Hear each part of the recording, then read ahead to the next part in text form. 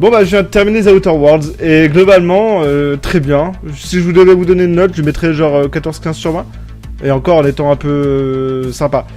Ce que lui porte cependant majoritairement défaut, c'est je dirais sa durée de vie qui a été rallongée artificiellement en te faisant courir d'un bout à l'autre de la map pour rien et c'est trop nombreuses quêtes le faisant. On nous fait courir vraiment d'un bout à l'autre de la map et surtout elles sont circulaires. Donc des fois t'as un point qui va être au sud-est et l'autre au sud-ouest, mais il va y avoir en réalité que 100 mètres d'écart. Mais du fait qu'il y a un gros fossé, tu dois taper tout le contour de la map pour le faire. Et donc du coup, on te fait courir tout le côté de la map pour aller ramasser 3 petits objets, parler à un PNJ qui aurait pu être juste à côté de toi. Il y a des quêtes de pinaillage où on fait juste que parler pour arranger des conflits entre différentes factions. En fait, on est littéralement un pigeon voyageur dans ce jeu, je vous jure. Résultat, tu passes plus de temps à voyager qu'à vraiment profiter du gameplay. Et ça, c'est frustrant, et ça s'ajoute à un manque de maniabilité, parfois le personnage est un peu rigide, des combats manquent de peps, ça casse un peu le rythme, mais surtout, le manque de maniabilité fait que l'on va pas forcément très vite, et surtout au début qu'on n'a pas compris le concept des voyages rapides, ou du moins qu'on ne les a pas encore débloqués. Alors, la maniabilité n'est pas quelque chose de primordial pour en faire un bon jeu, la preuve est que j'ai adoré The Bureau par exemple, qui proposait justement aucune maniabilité réelle, et bien on nous laissait relativement le temps de pouvoir agir et analyser le combat et prévoir comment agir en temps réel. Le manque de maniabilité m'a bien cassé les couilles autant, je dirais même moins, en réalité, que le manque de lore et développement des ennemis. Alors en fait, il y a beaucoup à faire là-dessus. Mais il y a en réalité beaucoup de maps explorables. C'est juste qu'il nous faut constamment tourner en rond, donc on a l'impression que c'est super grand. Mais tu sens qu'il y a un potentiel énorme derrière dans cet univers. Il est juste pas assez exploité. Les créatures que tu affrontes dans le jeu sont en termes de 4 à 8, en termes de variété, ça dépend de comment tu veux vraiment les compter. Et elles m'ont vraiment de variété de profondeur. Au final, tu retiens surtout les dialogues et les choix de quêtes, mais pas vraiment les adversaires en eux-mêmes. Et puis parlons du jeu en lui-même qui est beaucoup trop facile. J'ai mis vraiment le jeu en difficulté max tout du long, et je n'ai galéré qu'à 2 ou 3 moments, mais surtout pas à la fin, où je roulais littéralement sur tout le monde. Même le boss de fin, je l'ai tué en 3 coups, littéralement. Et c'est très dommage parce que j'adorais la scène justement de l'arène, elle était hyper belle, il y avait une espèce d'ambiance, comme si on était dans une espèce de frigo, il y avait une vapeur de froid, comme on pourrait dire, c'était vraiment super stylé. Et je saurais peut-être expliquer cette facilité retenue, c'est que le niveau max antérieurement du jeu était du niveau 30, mais depuis qu'il est repassé sur le Xbox Game Pass et qu'il y a eu une mise à jour avec je ne sais plus quelle affaire, et ben le niveau maximum est 99, et je me demande si le jeu n'a pas été capé sur les capacités des mobs, et que genre c'était niveau 30 maximum pour les mobs, et que nous on continue à évoluer effectivement au niveau des armes. C'est-à-dire que nous on va continuer à ramasser des armes de niveau 38 à 40, 50, je sais pas, et pour autant, non, c'est-à-dire que juste on avait des armes beaucoup trop puissantes par rapport aux ennemis. Concernant les DLC, ils sont en réalité, je trouve, relativement courts. Même si j'ai bien aimé celui de l'enquête, car j'ai joué le jeu, entre guillemets, de chercher vraiment le tueur, et je l'ai d'ailleurs trouvé. C'est vrai que, par contre, c'est long dans l'idée, parce que j'ai bien dit que le jeu était rallongé artificiellement. On te fait juste courir à plein est par exemple pour retourner au centre, pour retourner plein ouest, pour retourner au centre, pour aller plein nord, pour retourner au centre, tout en parlant simplement et tuant quelques mobs au passage, afin de créer des pistes de réflexion sur les différents personnages qui sont présents dans la zone. On leur parle à tous, on essaie de comprendre leur fond, leur pensée, leur travers, mais en réalité, si on zappe tout ça et qu'on essaie d'aller à l'essentiel, c'est pas long. Vraiment, je pense qu'un DLC est pliable en 2 heures, grand max. Et d'ailleurs, j'ai lu tous les dialogues du jeu, mais vraiment tous les dialogues du jeu. J'ai essayé vraiment de comprendre et de m'intéresser à l'univers, finir toutes les quêtes possibles. Résultat, j'ai mis genre 80 heures, ce qui est pas mal, mais très peu finalement comparé à Fallout où c'est genre 4 voire 5 fois le temps de jeu. Et ça se ressent, on n'atteint jamais la même densité et ni même la même sensation d'immersion. Et je vois justement ce qu'ils ont essayé de faire dans ce jeu. Un jeu visuellement marquant avec une typo reconnaissable, un logo qui se veut iconique. Et surtout ce fameux bonhomme souriant qui rappelle directement en fait la façon de fonctionner de Fallout. Mais ça prend beaucoup moins. Genre vraiment beaucoup moins bien je trouve. Et on va se dire pourquoi. Parce que l'univers spatial manque d'identité forte. Celui-là surtout. On a l'impression de déjà l'avoir vu 1000 fois dans d'autres jeux du genre. Et il est trop peu différenciable du reste des autres jeux du même acabit dans le reste de ses visuels en dehors de ça. Et en fait, on pourrait juste y intégrer 1001 jeux ayant le même style de fonctionnement, les mêmes visuels, le même gameplay. Et on dirait même que Outer World dénote négativement par rapport à certains, car il manque d'exploitation de pas mal de choses, dont notamment le système RPG, de la diversité des armes ou même d'utilité et variantes de pouvoir. Car oui, Si on veut parler du système RPG, je trouve qu'on est vraiment bloqué sur l'augmentation des compétences. Moi, je suis arrivé à un moment, juste au niveau, je sais plus, qu'à 15-20, je me dis à quoi ça sert de mettre des points dans dans le crochetage, dans le piratage, il n'y avait plus d'utilité réelle, et même pour les armes, il n'y a pas une augmentation hyper viable des dégâts faits, que ce soit corps à corps, arme à distance, arme longue, arme lourde, de dégâts si tu investis des points dedans. Donc tu vas te dire quoi? Tu mets des points dans le leadership, dans le fear, parce que oui, tu peux mettre de la peur chez les gens, de la crainte, si tu t'approches, enfin bref, il y a tout un concept un peu bien qui pourrait être pas mal, sauf que, bah en réalité, je l'ai bien dit tout à l'heure, mais même en mettant la difficulté max, je one-shotais presque tout le monde. Vraiment. Littéralement. Donc, bah, on n'a pas trop le temps d'exploiter tous les concepts du système RPG et j'ai pas trouvé vraiment un gros intérêt. Et concernant la diversité des armes, bah... c'est simple, hein, t'as une arme de longue distance coup par coup, t'as un pistolet coup par coup, t'as une arme lourde, on va dire coup par coup, le lance-grenade, et t'as en fait, dans chacune des variétés, des variantes d'armes, bah tu vas avoir une arme qui tire coup par coup, une arme qui peut tirer massivement, genre un fusil à pompe côté arme normale, on va dire, corps à corps, pas corps à corps, arme longue.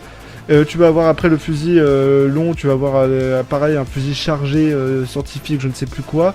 Enfin bref, tu retrouves 3 ou 4 variantes en fait pour faire très simple, très court. T'as 20 types d'armes grand maximum différentes et en comptant aussi les armes exotiques légendaires, hein, bien évidemment. Donc en réalité ça fait vraiment pas beaucoup, surtout quand tu vois par exemple d'autres jeux comme... je sais pas, des jeux comme justement, on va reprendre Fallout, on va rester dans le même univers. Fallout, tu as une très grande maniabilité des armes que tu peux avoir, c'est-à-dire que tu peux changer le chargeur, tu peux changer le viseur, tu peux tout changer, vraiment, littéralement. Bah là, tu te retrouves très bloqué avec des armes très linéaires, très basiques. T'as juste quelques améliorations des slash modes que tu peux ajouter, qui rajoutent pas vraiment grande utilité. Et même, on peut parler aussi de système RPG, on peut parler des pouvoirs, car oui, il y a des pouvoirs. Il y a des pouvoirs qui sont attribués, ou même des compétences attribuées selon les... compagnons que tu as, mais en général, les compétences, ça va être des choses... une attaque de zone. Voilà, généralement, c'est juste une attaque de zone. C'est pas très hyper intéressant. Et il n'y a pas un pouvoir de gestion différent. C'est-à-dire que c'est juste, pouf, tu fais des dégâts dans une zone.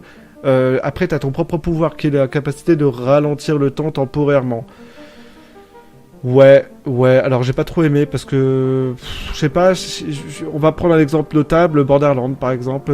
Borderlands a un système RPG très adapté où on peut investir des points selon les compétences qui sont très cohérents, qui développent certaines compétences qui permettent de jouer de façon radicalement différente.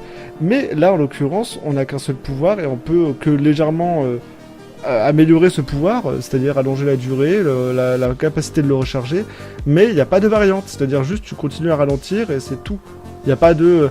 tu ralentis le temps et quand tu vises quelqu'un, il y a de la glace qui apparaît sur lui, il reçoit plus de dégâts. Non, il n'y a pas de ça.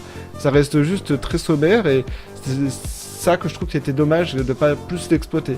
Parce que si on prend le système de ralentissement du temps, juste le concept du SVAS, de Fallout, l'attribue sans utiliser de compétences. C'est-à-dire à partir du moment où tu actives le SVAS pour viser sur quelqu'un, bah ça ralentit le temps, sans pour autant consommer, je veux dire, quelque chose. C'est pas l'établissement même du pouvoir. Bref, en tout cas, malgré tout, le jeu reste, selon moi, relativement intéressant, cool, fun. Mais au choix, je me serais préféré de jouer à un Borderlands où l'on retrouve juste une plus grande exploration du système RPG du jeu. Un aspect multijoueur exploitable, parce que le jeu est solo, rappelons-le. Des personnages plus marquants, parce que même si les personnages sont marquants, c'est un peu folklorique, ça se voit qu'ils sont forcés. T'as la chasseuse qui vient d'une planète, elle aime la bagarre. T'as l'autre, c'est une introvertie ingénieure qui aime bien rester dans les robots. T'as le robot, c'est des personnages trop clichés en fait. Il n'y a pas des personnages juste qui ont une personnalité propre à eux-mêmes, bien que j'ai bien apprécié, faut le dire, les histoires, les quêtes liées à leur propre exploitation de leur lore. Ça c'était cool, faut le dire, faut être honnête. J'aurais préféré aussi que le jeu soit plus vaste. Je sais pas, qu'il y ait une plus grosse profondeur dans l'univers, qu'on soit pas limité à 6-7 planètes qui, on peut le faire le tour en une demi-heure, 1 heure max. Et je mens pas, vraiment à pied tu mets une demi-heure, 1 heure max, à faire le tour à pied.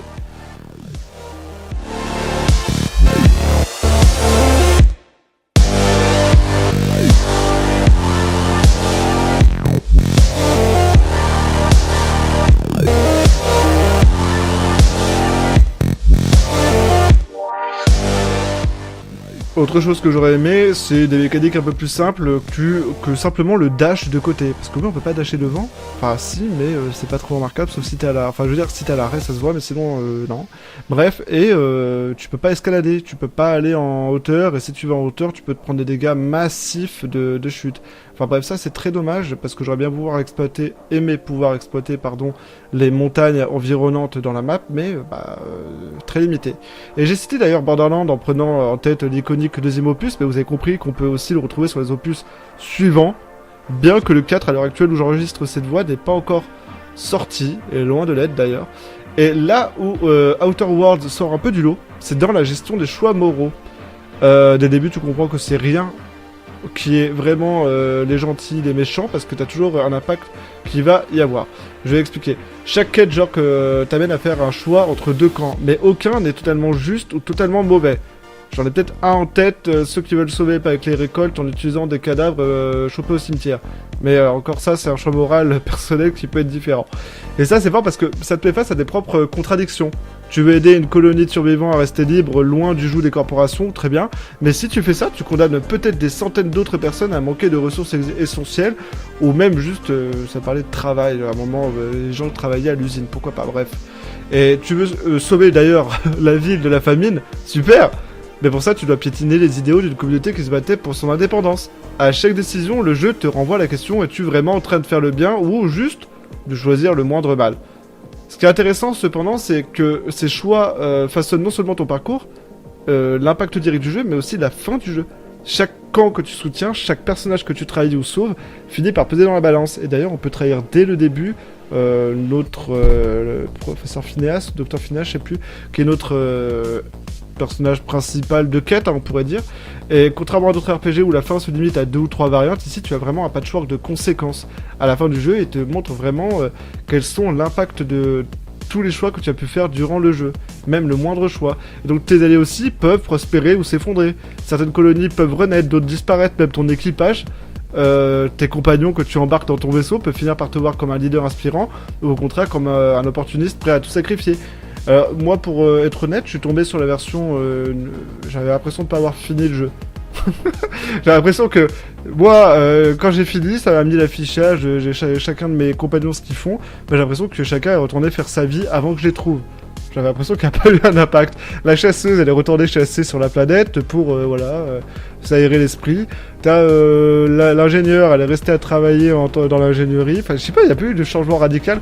Pourtant, j'ai fait toutes les quêtes du jeu.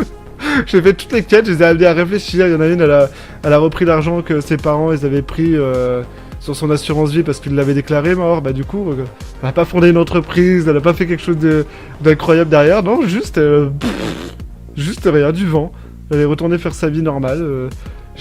Ça m'a un peu déçu. Même le robot, il est parti sur une planète pour aller la nettoyer. C'est nul. J'ai pas compris, ma fin elle était nulle. Enfin bref.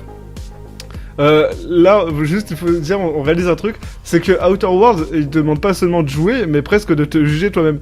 La vraie question devient du coup, est-ce que tu agis pour le bien des autres, pour ton propre profit, ou juste pour voir ce qui se passerait?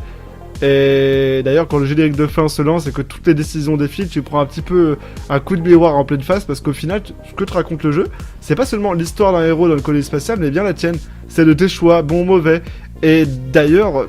Ce que j'ai trouvé un peu chiant, c'est que des fois j'avais un peu poussé les discussions pour pousser les gens. Par exemple, dans un DLC, Gorgon, on a un acteur qui... C'est pas Gorgon, c'est l'autre DLC, pardon. Dans l'autre DLC, on a un acteur qui a la cinquantaine et je le pousse à se remettre en question parce qu'il est très égocentrique. Et à la fin, il est plus égocentrique. Ça c'est cool. Là, franchement, j'ai bien aimé. Et à la fin, t'as aussi, justement, dans ce même DLC, t'en as une qui était un peu une arboriste chamane. Je l'avais remise en question en mode est-ce que tu devrais pas arrêter l'herbe? Elle par contre elle a continué l'herbe. J'ai pas trop compris. Des fois l'impact des choix moraux n'est pas forcément très viable. Des fois, faut être honnête. Enfin bref, je vais m'en arrêter là pour cet avis de Outer Worlds. J'espère en tout cas que votre expérience sur ce jeu vous aura plu. J'espère que cette vidéo vous aura plu. Et j'espère qu'on se retrouvera très bientôt pour une autre prochaine vidéo. Quel que ce soit un avis ou n'importe quoi. Je vous fais à tous des bisous, à tous et à toutes. C'était Dalou. Tchuss.